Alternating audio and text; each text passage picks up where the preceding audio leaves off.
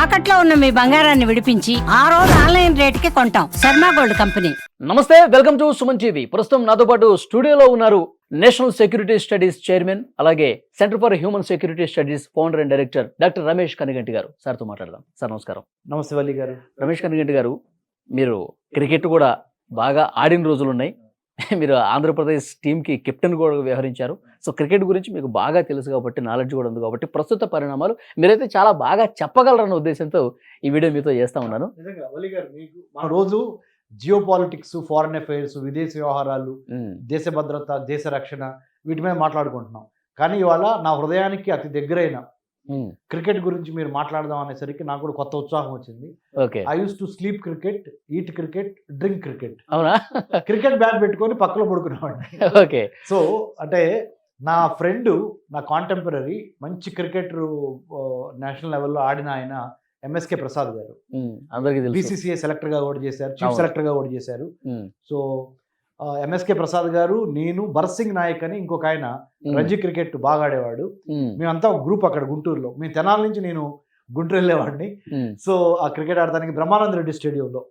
So ఆ రోజుల నుంచి అవన్నీ ఇప్పుడు గుర్తు చేసుకుంటారు. Thanks to you, thanks to Suman TV. Okay sir, నా ప్రశ్న ఏంటంటే, ఇప్పుడు T20 వరల్డ్ కప్ ఫిబ్రవరి 7వ తారీఖు నుంచి ప్రారంభమవుతుంది. సో బంగ్లాదేశ్ ఆటలేదు, అది కన్ఫర్మ్ అయిపోయింది. పాకిస్తాన్ కూడా మేము ఆడతాం, టోర్నీ ఆడతాం, కానీ భారత్తో ఆడమని చెప్పి పాకిస్తాన్ ప్రభుత్వమే PCBకి చెప్పినటువంటి సిచ్యువేషన్ ఉంది. అంటే ఏంటి సార్, అసలు ఆటని ఆటగా చూడాలి, రాజకీయాన్ని రాజకీయంగా చూడాలి. కానీ ఈ నిర్ణయాన్ని మీరైతే ఎట్లా చూస్తారు? కానీ మీరు వల్లి గారు చాలా మంచి టాపిక్ని రైజ్ చేశారు. డిప్లొమసీలో అంటే దౌత్యంలో రకాలు ఉన్నాయి. Sports diplomacy, dinner diplomacy, right, economic diplomacy, media diplomacy, ఇలా రకరకాల డిప్లొమసీలు ఉన్నాయి. దౌత్యం, sports as a connecting factor between two countries. క్రీడలు, కళలు, సాహిత్యము, సంగీతము, ఇవి రెండు దేశాల మధ్య శత్రుత్వాన్ని తగ్గించి మిత్రత్వాన్ని పెంచే విధంగా ఉండాలని సాఫ్ట్ పవర్ అంటారు వీటిని. ఓకే. ఇంటర్నేషనల్ రిలేషన్స్లో నేను doctorate in American studies, international రిలేషన్స్లో పిహెచ్డి చేసిన వాడిగా రెండు రకాల పవర్స్ ఉంటాయి ప్రపంచంలో. ఒకటి హార్డ్ పవర్ కంట్రీస్, రెండు soft power countries. Soft power అంటే ఏంటంటే మన కళలు, మన సాహిత్యము, మన క్రీడలు, ఆటలు, పాటలు, ఇవన్నీ, మంచి ఫుడ్, మంచి మ్యూజిక్, ఇవన్నీ సాఫ్ట్ పవర్ కింద వస్తాయి. సాఫ్ట్ పవర్ ఏం చేయాలంటే, అంటే ముఖ్యంగా ఇవి ఏం చేయాలంటే, రెండు దేశాల మధ్య ఉన్న రాజకీయపరమైన, మిలిటరీ పరమైన శత్రుత్వం ఉంటే ఆ శత్రుత్వాన్ని తగ్గించడం కోసం పింగ్ పాంగ్ డిప్లొమసీ అని చైనా వాళ్ళు ఇదివరకు వేరే దేశాలతో, శత్రు దేశాలతో ఆడి వాళ్ళు ఉన్న శత్రుత్వాన్ని తగ్గించుకున్నారు. అట్లాగే నార్త్ కొరియాకి, సౌత్ కొరియాకి మధ్య గొడవలు తెలుసు మీకు. ఫుట్బాల్ మ్యాచ్లు ఆడి రెండు కంట్రీస్ అప్పుడప్పుడు దగ్గరైన సందర్భాలు ఇదివరకుట్లో ఉన్నాయి. అలానే ఇండియా పాకిస్తాన్ కూడా Lahore bus diplomacy. India Pakistan కూడా 1999లో పర్వేజ్ ముషరఫ్ అప్పుడు సైనిక పాలనలో ఆయన హెడ్గా ఉండేవాడు పాకిస్తాన్కి. అప్పుడు మన ప్రధానమంత్రిగా ఇక్కడ మన శ్రీ అతుల్ బిహారీ వాజ్పేయి గారు ఉండేవాళ్ళు. స్పోర్ట్స్ డిప్లొమసీ ద్వారా, ముఖ్యంగా క్రికెట్ డిప్లొమసీ ద్వారా భారత్ని, పాక్ని ఒక చోట తీసుకురావాలి అని రెండు దేశాల్లో ఉన్న ప్రధానమంత్రులు ఆ రోజున భావించారు. ఓకే. కానీ అన్ఫార్చునేట్లీ ఈ రోజున దేంతో అయితే దగ్గర కావాలో దాన్ని చూపించి ఇంకా దూరం చేసుకుంటున్నారు. ఎందుకంటే దానికి పరిణామ క్రమం అంతర్జాతీయ రాజకీయాల్లో, అంతర్జాతీయ రక్షణ సంబంధాల్లో, ఇప్పుడు ఇండియాకి చుట్టుపక్కల ఉన్న దేశాల్లో ఇండియాకి పక్కన ఉన్న దేశం బంగ్లాదేశ్. 4000 కిలోమీటర్ల పైచిలుకు ల్యాండ్ బోర్డర్ బంగ్లాదేశ్తో మనం షేర్ చేసుకుంటున్నాం. బంగ్లాదేశ్లో అన్రెస్ట్ ఉంది, రాజకీయంగా, ఆర్థికంగా, ఉపాధి పరంగా, ఎంప్లాయ్మెంట్ పరంగా. Human insecurity, human security is at stake.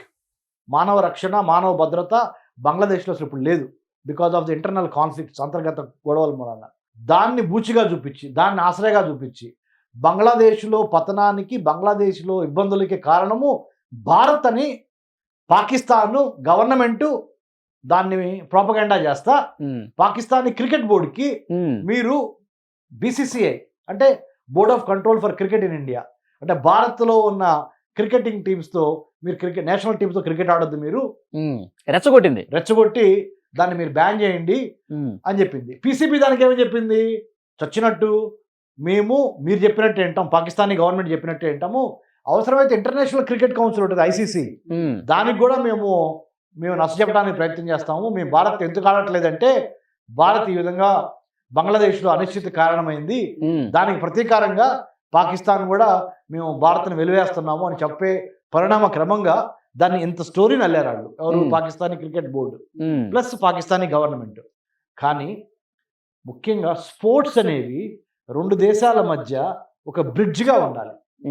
రాజకీయంగా మనందరం కొట్టుకోవచ్చు, కానీ స్పోర్ట్స్ గేమ్స్ ఈ విషయంలో మాత్రం మనిద్దరము హెల్దీ కాంపిటీషన్. అవును, మీరు గెలిస్తే మీరు గెలవండి, నేను గెలిస్తే నేను గెలుస్తా, తప్పులేదు ఎవరు గెలిస్తే. ఓకే, అక్కడ క్రికెట్ అనేది గెలవాలి. కానీ ఇంకొక వెర్షన్ కూడా బలంగా వినిపిస్తుంది సార్. ఎందుకంటే వరల్డ్ కప్ మ్యాచ్ల్లో రికార్డు లేదు పాకిస్తాన్కి. మనం అన్ని మ్యాచ్లు కూడా గెలిచేసిన గెలిచిన పరిస్థితి. మొన్న ఆసియా కప్లో కూడా తుక్కుగా వాళ్ళని ఓడించాం. అంటే అక్కడ పాకిస్తాన్లో ఉన్నటువంటి క్రికెట్ అభిమానుల నుంచి తీవ్రమైన నిరసన వస్తుంది. 100% మంచి మాట చెప్పారు. మీరు అసలు గెలవలేరురా బాబు. అసలు ఇక్కడ విషయం వలిగారు. పాకిస్తాన్ భారతదేశంతో క్రికెట్ ఆడకపోతే నష్టపోయేది పాకిస్తాన్ ఎలా చెప్తానండి. చాలా మిలియన్స్ ఆఫ్ డాలర్స్ క్రికెట్ అనేది ఒక పెద్ద వ్యాపారం అయిపోయింది, బిజినెస్. కమర్షియల్స్ దగ్గర నుంచి స్పోర్ట్స్ ఫీజుల దగ్గర నుంచి T20 అంటే ఇంకా T20 అంటే మిలియన్స్ ఆఫ్ డాలర్స్ చేతులు మారుతాయి. అవును. సో అలాంటి గొప్ప అవకాశాన్ని పాకిస్తాన్ కోల్పోతుంది. పాకిస్తాను ఇప్పుడు శ్రీలంకలో ఈ 7th అంటే వాళ్ళ 8వ తారీఖు, వాళ్ళ 2వ తారీఖు 7th కల్లా అంటే already Pakistan team Sri Lanka reach అయింది. 7th నుంచి మరి 15వ తారీఖు ఫిబ్రవరి 15న భారత్కి పాకిస్తాన్కి మధ్య అసలు మ్యాచ్ ఉండాలి, T20 మ్యాచ్. ఎక్కడ? శ్రీలంకలో ఉండాలని. కానీ మేము ఆడమంటున్నారు. దాని మూలం నష్టపోయేది ఎవరు? పాకిస్తానీ క్రికెట్ బోర్డు నష్టపోద్ది. పాకిస్తానీ క్రికెట్ బోర్డుకి రావాల్సిన ఆదాయం కానీ, లేకపోతే క్రికెట్ మీద ఆధారపడి బతుకుతున్న పేదవాళ్ళ బతుకులు కానీ. Cricket is a big industry now. అవును, it's not only a game, అవును, it's a big industry. Millions of dollars ఉన్నాయి దీంట్లో. అంటే ఇష్టం వచ్చినట్టుగా నిబంధనలు తుంగలో తొక్కి ఏదైతే ఏంది రూల్స్ మేము వయోలేట్ చేసేస్తాం, మేము ఆడమని చెప్పి ఇట్లా చివరి సమయాల్లో చెబితే ఐసీసీ కూడా చర్యలు తీసుకోవాలి సార్. తీసుకుంటుంది పాకిస్తాన్ క్రికెట్ బోర్డు. ఎందుకంటే చెప్తానండి సార్, ఇప్పుడు పీసీబీ అలా చెప్పడానికి కారణం ఏంటంటే అసలే పాకిస్తాన్లో గవర్నమెంట్కి వ్యతిరేకంగా పీసీబీ కనుక భారత్తో క్రికెట్ ఆడింది అనుకోండి, ఇండియాతో క్రికెట్ ఆడింది అనుకోండి, పీసీబీ బోర్డునే వాళ్ళు బ్యాన్ చేసేయచ్చు.